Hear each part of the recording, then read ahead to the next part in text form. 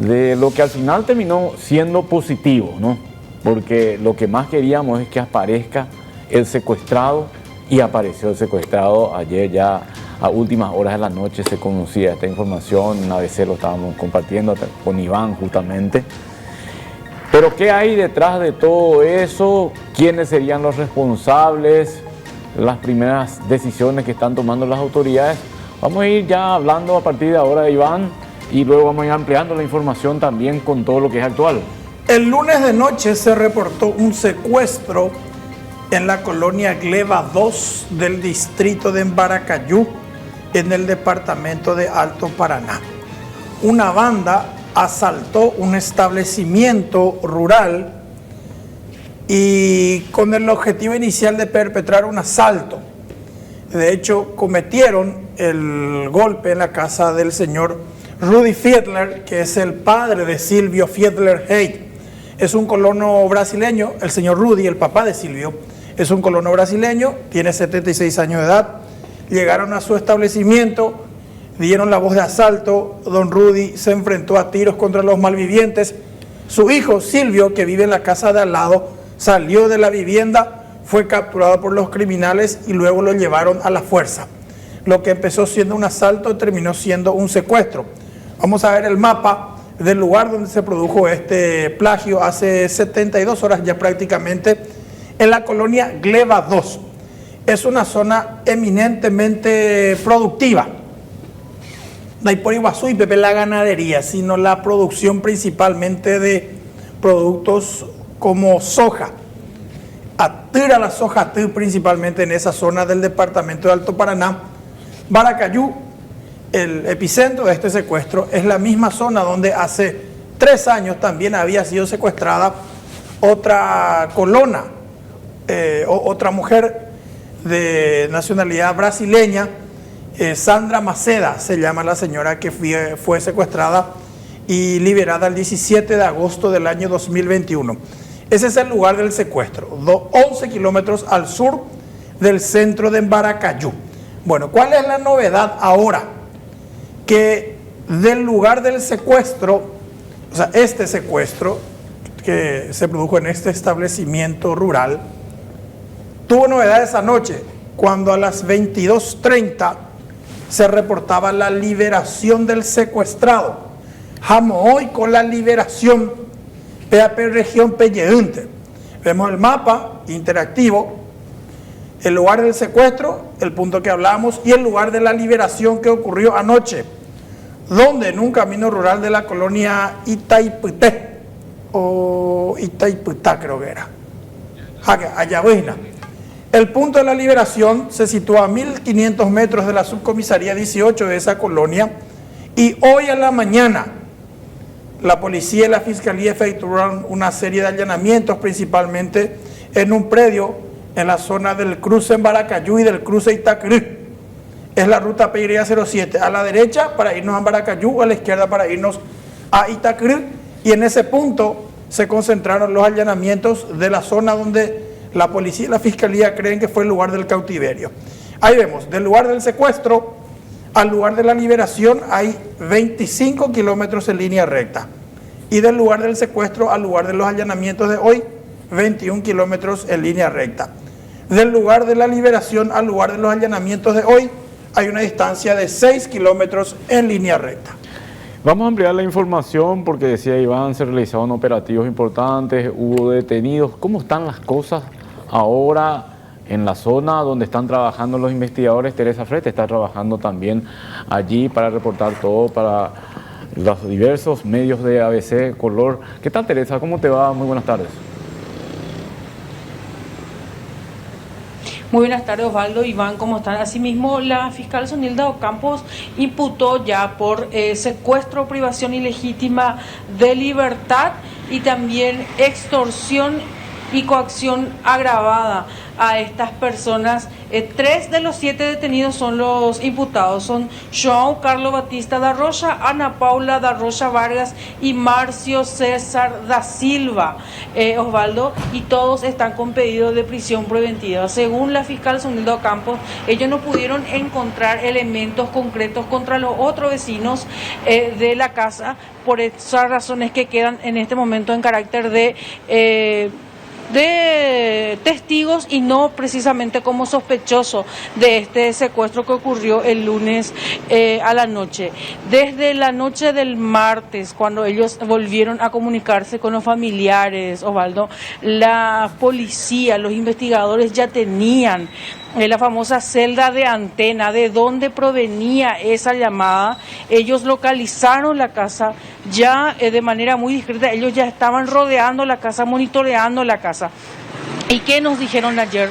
No podemos entrar porque desde que se secuestró a esta persona, lo que nos llama la atención es que ninguna vez le hicieron hablar a la víctima, no había prueba de vida. Esa era la parte más preocupante de toda esta historia, porque recordamos que en el caso de la señora Maceda sí había esa comunicación, ella llegó a hablar con su esposo en las comunicaciones, y en el caso de este secuestrado no había ninguna prueba de vida, por eso es que ellos no irrumpieron la casa. Y otra información, se ve que los investigadores estaban muy cerca de la casa, porque ayer nos decían no podemos entrar nomás, queremos evitar un enfrentamiento porque aparentemente hay mucha criatura en el lugar, y efectivamente cuando hoy estuvimos en el allanamiento había un montón de criaturas pequeñitas, porque son 3 casas, 2 casas de maderas que son más precarias y una casa un poco más estructurada, un poco de material cocido, que es la que estaba en mejores condiciones de estructura y amoblamiento y demás, y en cada casa como que vivían una pareja con sus hijos, una pareja con sus hijos.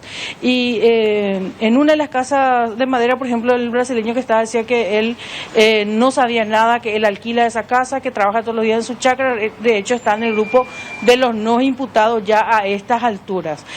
Todos fueron llevados a la comisaría del cruce Itacrí, que está a 800 metros nada más de la casa allanada y donde supuestamente la víctima estaba en cautiverio. Él, por ejemplo, contó que el piso era desprolijo, que tenía medio hondo, que no era un piso así bien liso, que él sintió también que las paredes del sanitario tenía mampostería o los famosos azulejos, lo que él pudo percibir, y que fue él que él estaba en todo momento con los ojos cerrados y que estaba maniatado.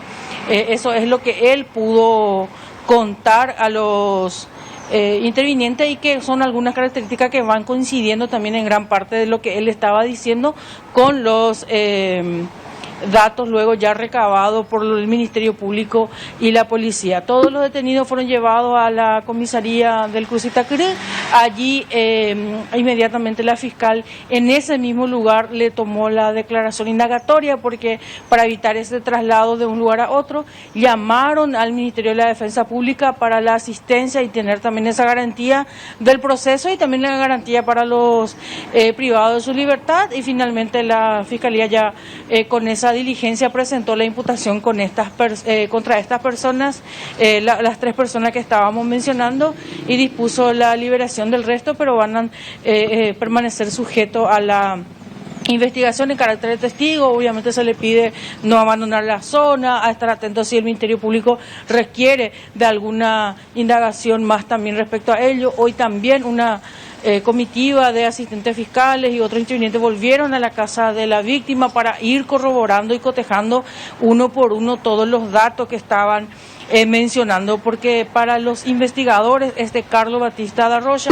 es la persona que llamó, que era su voz la del teléfono supuestamente, era la persona que prácticamente estaba liderando todo este secuestro, según lo que pudieron determinar hasta ahora o según los elementos que van surgiendo hasta ahora en el marco de la investigación. Teresa, lo último, lo relevante, tiene que ver con que ya la Fiscalía presentó imputación contra los 3 detenidos de la familia. ¿Qué se sabe, Teresa, después de todo este mal momento que vivió durante estos 3 días?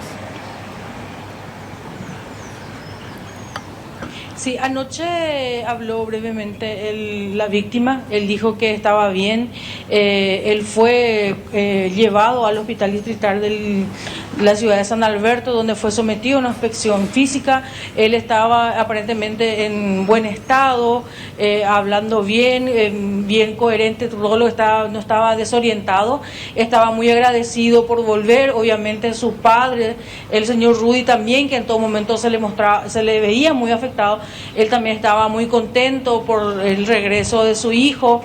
La víctima dijo que en todo momento le dieron galletita con agua, de hecho en el automóvil, el Hyundai HB20 que se encontró en la casa allanada, se encontró resto de galletitas, se encontró resto de cintillo plástico también que habrían utilizado para mantenerlo maniatado, entonces son datos que también coinciden, pero aparentemente lo trataron bien, entre comillas, en el sentido de que no fue golpeado, no vino herido, no fue sometido a ningún tipo de tortura, ni tampoco le dieron algún tipo de sustancia, porque estaba lúcido, coherente en su relato y en buen estado de salud, Osvaldo. Teresa, si puedes reiterar por favor los delitos que están requiriendo para procesar a estos 3 detenidos. Sí, la fiscal, en los hechos penales por el cual procesa a Carlos Batista da Rocha, Ana Paula da Rocha Vargas y Marcio César da Silva es por secuestro, privación de libertad, extorsión agravada y coacción grave. 4 son y obviamente, como estabas diciendo, ya requirió la prisión preventiva. Gracias, Teresa, volvemos contigo en cualquier momento. Un abrazo, hasta un próximo contacto. Nuestra compañera Teresa Fretes con toda la información de lo que está ocurriendo en el Alto Paraná. Vos sabés que una cuestión que me pregunté todo este tiempo de secuestro, Iván, son 2. La primera es por qué, y vos estabas mostrando en el mapa, por qué allí, en ese lugar. La segunda es por qué $5.000, como habías explicado, pidieron. ¿Se pudo entender eso? Porque fíjate que vos que fue un policía de acá, inclusive para trabajar en ese tema. Bueno, vamos a empezar entonces el relato cronológico porque ahí se halla una relativa explicación de lo que estamos hablando. Decíamos, el secuestro se produjo en la colonia Gleba 2 de Embaracayú, ¿ok? Desde secuestro y come el lunes Pujare, allá. Martes a la lunes, esa misma noche, la primera llamada. El martes a las 18:20, nosotros dijimos ese martes acá, que ahora hace un rato a las 6 venció el plazo para la familia. ¿Te acuerdas? Cuando nos fuimos a la pausa, había sido llamar a los secuestradores a la familia. Pero eso no contaban. No, de hecho no se sabía todavía, porque nosotros estábamos hablando, y 18:20, 18:23 fue la llamada. En Bariremín, de que no había llamada, ahí ocurrió la llamada. Bueno, esas 2 comunicaciones fueron rastreadas ya desde ese martes por policías del departamento antisecuestro que viajaron desde Asunción con un equipo, a la cabeza del propio jefe, el comisario principal Nimio Cardoso. Él llevó un equipo aquí desde Asunción, el subcomisario Marcial Castillo, allá el subcomisario Edgar Galeano, por citar algunos de los investigadores principales de antisecuestro que ya tenían experiencia con este tipo de sucesos, por el caso que yo te decía, Sandra Maceda, la señora brasileña secuestrada en la misma zona hace 3 años y que había sido rescatada por antisecuestro sin el pago rescate. La comunicación telefónica, el análisis del cruce de llamadas, los captores se comunicaron desde un celular Tigo con la familia. JAPE número 09 tanto de Tigo estaba registrado a nombre de fulano. Llamó y mientras tanto Osvaldo Cáceres llega, ya, como siempre, un nombre ficticio. Bueno, ayer revisamos Moópala desde dónde partía esa llamada. Y ayer miércoles a la mañana la policía ya tenía el detalle de desde dónde se hizo la llamada y a quién le pertenece ese celular, que es en los puntos hoy allanados. Pero ¿qué pasó? Lo que dijo la policía,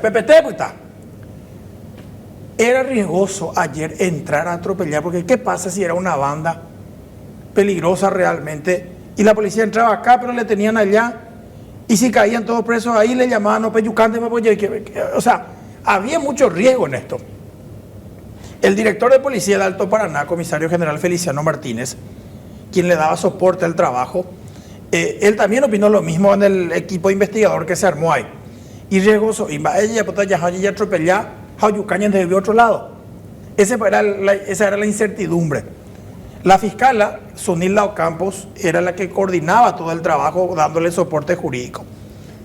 Entonces había dos opciones, o atropellar e ir a lo que Dios es grande si le encontraban ahí, o esperar que le liberaran, esperar un siguiente contacto, especular con la ubicación de la llamada.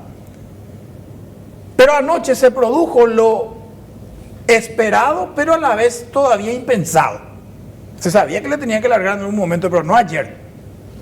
Anoche la liberación se produjo. Este es un camino de la colonia Itaipté, del distrito ya de Itacrú. Oye, pues ahí la gente secuestrado, o guatabe, o gente y de ahí le llevaron a la subcomisaría 18. Yo soy el secuestrado, ya estoy libre. Y le llamaron a las 11:05, trascendió ese caso. Anoche en directo estábamos informando en tiempo real para Radio ABC Cardinal y todas las plataformas de la liberación. Liberado el secuestrado anoche. Él fue conducido ante la policía y ahí empezó a hablar él con los investigadores. Lo primero, se le hizo un chequeo médico rápido, estaba en condiciones óptimas. Oye, Muñe, vamos a ver la foto del liberado. Ojo, la comisaría de Peñiñemón que está en 10, la fiscala Sunilda Ocampos, el comisario general Feliciano Martínez, el comisario principal Nimio Cardoso, empezaron a hablar con Silvio Fiedler Haidt, de 45 años de edad. Así él apareció, descalzo, con camisilla, short, estaba todo sucio. ¿Qué es lo que contó Osvaldo? Que él estuvo en una casa relativamente medio, no precaria, pero decía a mal terminar. La Ibaño, mía, lo que nos decía Teresa Frete, la Ibaño, mía, oye, Opala, ya Azulejos, Dorecopé, en algunas partes, dio las características del lugar. Y qué comía. Y me dieron una galletita tal clase, por ejemplo. Y los dos que estaban conmigo eran un morocho grande, pero tipo, y otro morochito más flaquito. Ellos son los que hablaban con mi familia, ellos son los que me tenían ahí. Y para liberarte, y no, yo estaba, nomás me vendaron todo y me maniataron con cintillo negro. Y uno tenía un pasamontaña negro. Eso fue entre anoche y esta madrugada tras la liberación. Él llegó a la comisaría, Bueno, UPAP información no me acueja, oñe analizar coaco madrugada allá, toda esta madrugada. Y dijo, me llevaron, me largaron en un lugar, me llevaron en un automóvil plateado, que parece que es un Toyota, no entiendo bien la marca porque era oscuro. La información me deja.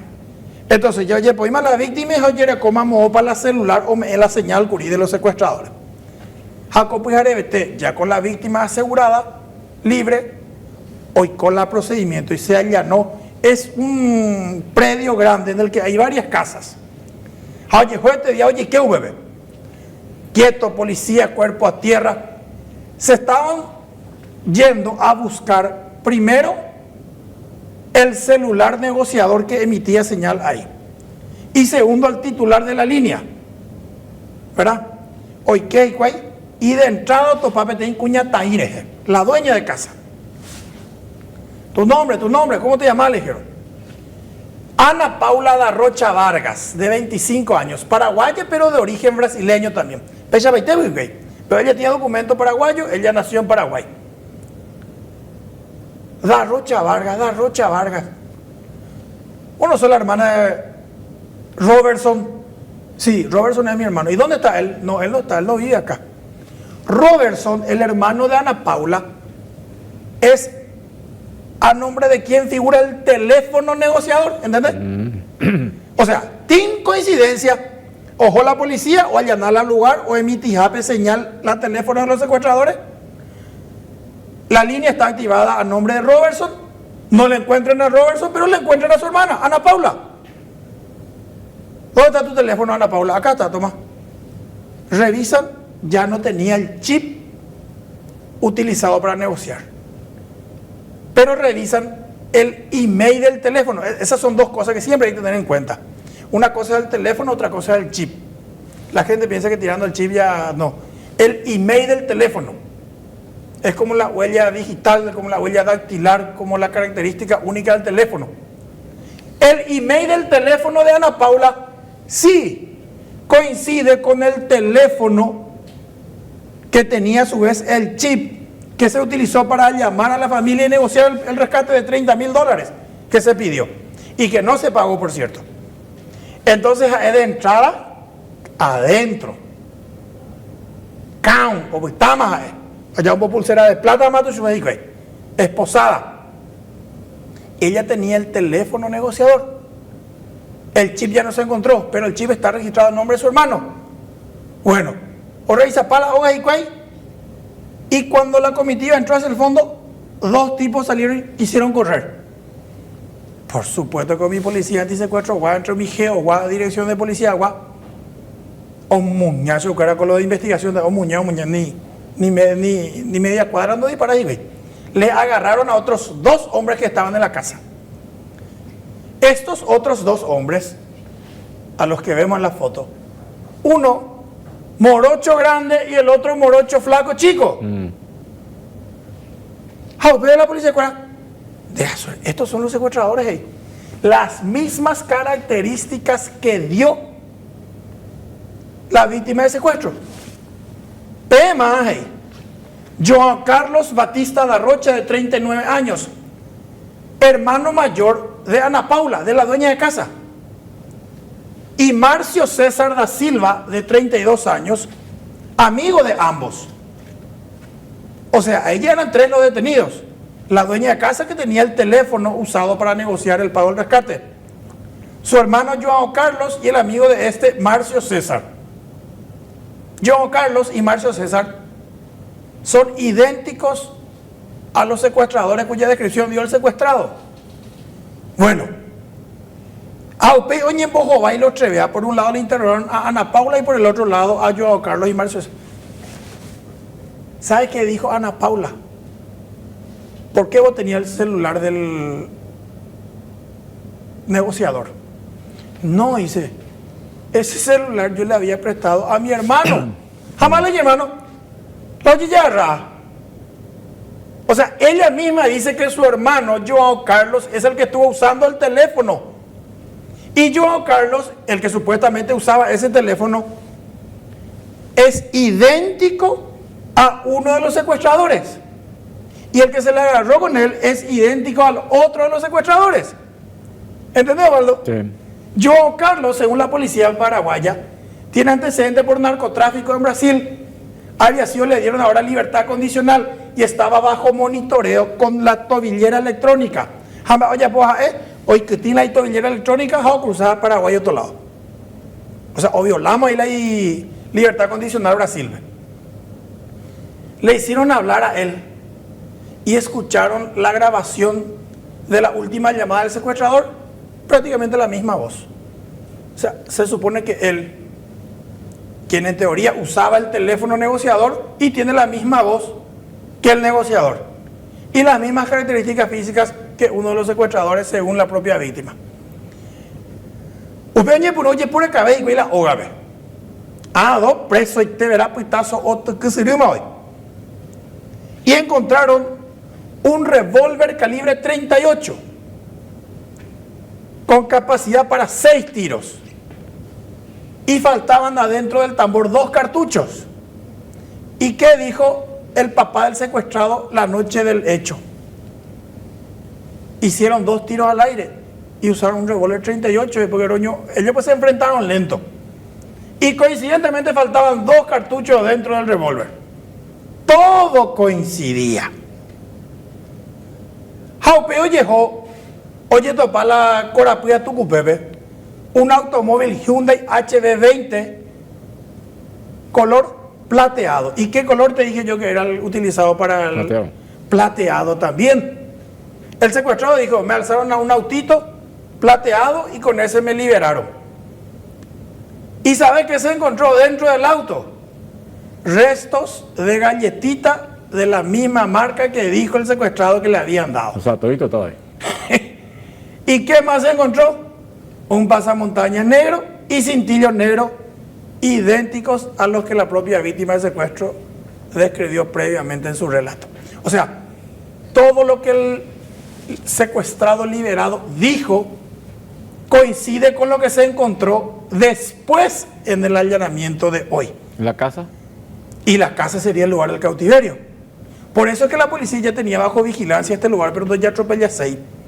Repito, ¿cuál era el riesgo? Dios nos guarde hoy que la policía, Pepe, tal vez le agarraban a los involucrados, pero ¿qué pasa si el secuestrado estaba a otro lado? Y si la policía entró, le capturó a los involucrados, pero otro grupo le mataba a la víctima.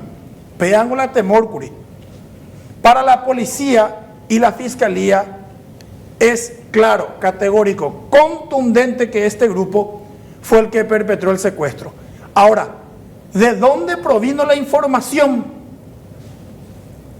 Había sido upea upeinte moyecua. Mi detenido dije, y no, y nosotros no tenemos nada que ver. Hey. Había sido Ana Paula y Joao Carlos son primos de la ex esposa del secuestrado.